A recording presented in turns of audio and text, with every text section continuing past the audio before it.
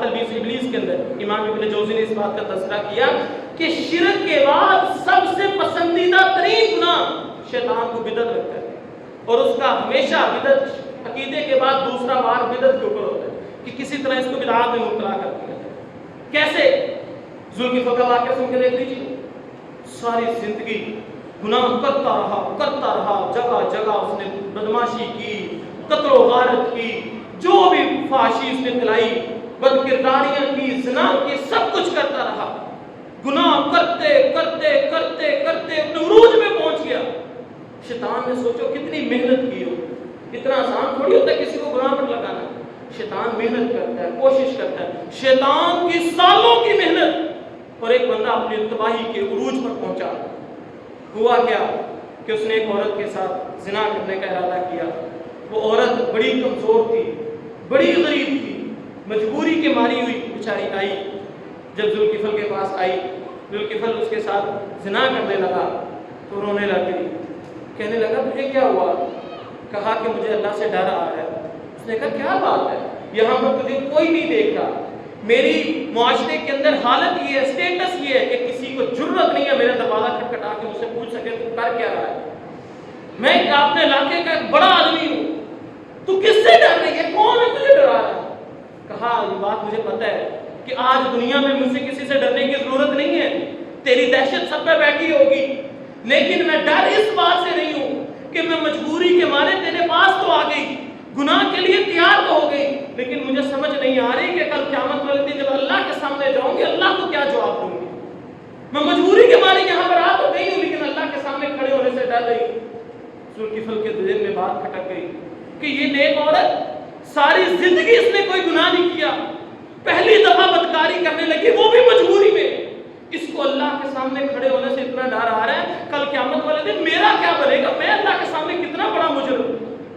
یہ بات دل میں آئی، کہا بیٹی جا، اس کو اس کا جو معاوضہ طے تھا معاوضہ دیا تو جا، اس کے ساتھ کوئی گناہ نہیں کیا۔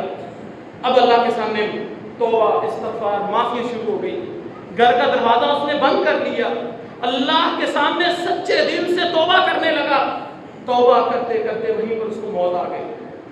اب دنیا کو نہیں پتا کہ ذوالکفل بخشا گیا ہے، دنیا کو نہیں پتا ذوالکفل اچھا انسان بن گیا ہے، دنیا کو نہیں پتا ذوالکفل نے توبہ کر لی ہے، لیکن اللہ رب العزت کو تو پتا تھا نا، من کان للہ کان اللہ لہ، اور جو اللہ کے لیے ہو جاتا ہے اللہ اس کا ہو جاتا ہے۔ اللہ رب العزت نے دروازے پر لکھ دیا میں نے ذوالکفل کو معاف کر دیا، اللہ نے بتا دیا۔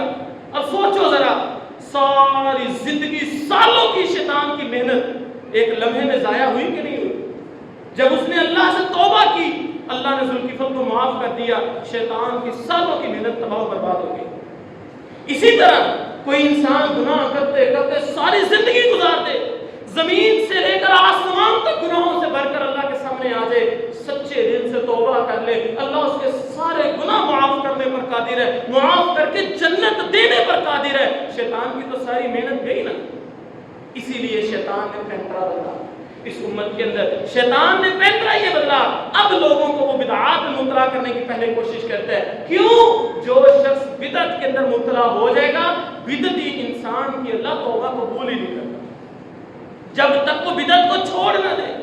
اب مسئلہ یہاں پر یہ ہے، چور چوری کرتا ہے لیکن چوری کو گناہ سمجھتا ہے، اسی لیے چھپ چھپ کے کرتا ہے، زانی زنا کرتا ہے، زنا کو گناہ سمجھتا ہے، اسی لیے چھپ چھپ کے کرتا ہے، ڈاکو ڈاکے مارتا ہے لیکن منہ چھپا کے کرتا ہے کیونکہ وہ اس کو گناہ سمجھتا ہے۔ انسان جو بھی گناہ کرتا ہے اس کو پتہ ہے یہ گناہ ہے، کبھی نہ کبھی زندگی میں اگر اس کے دل میں نرمی آ ہی گئی، اللہ سے ڈر آ گیا، اس نے سچے دل میں اللہ سے توبہ کر لی، اللہ اس چیز کو معاف کر دے گا۔ لیکن یاد رکھو، جو بندہ بدعات پر مبتلا ہوگا، بدعات پر عمل کرنے والا ہوگا، وہ تو نماز کے بعد ہاتھ اٹھا کر دعا مانگنا تو نیکی سمجھتا تھا، وہ مرنے کے اوپر ختم دلانا تو نیکی سمجھتا تھا، وہ قرآن خوانی کروانا تو نیکی سمجھتا تھا، وہ محفل میلاد بنانا تو نیکی سمجھتا تھا، وہ اپنی زندگی کے اندر بے شمار ایسے معاملات کرتا تھا جسے وہ نیکی سمجھ کے کرتا تھا۔ بتاؤ کیا وہ نیکی کا کیا معافی مانگے گا؟ وہ اللہ کو کیا کہے گا؟ اللہ میں تجھ سے دعائیں مانگتا رہا، اللہ مجھے یہ معاف کر دے، میں دعائیں مانگتا رہا، اللہ میں قرآن خوانیاں کرواتا رہا مجھے معاف کر دے، اللہ میں محفل میلاد مناتا رہا مجھے معاف کر دے۔ اور وہ تو نیکی سمجھ کے کر رہا ہے۔ جب ایک بندہ نیکی سمجھ کے کوئی کام کر رہا ہوتا ہے اس کو توبہ کی توفیق کہاں سے ملے گی؟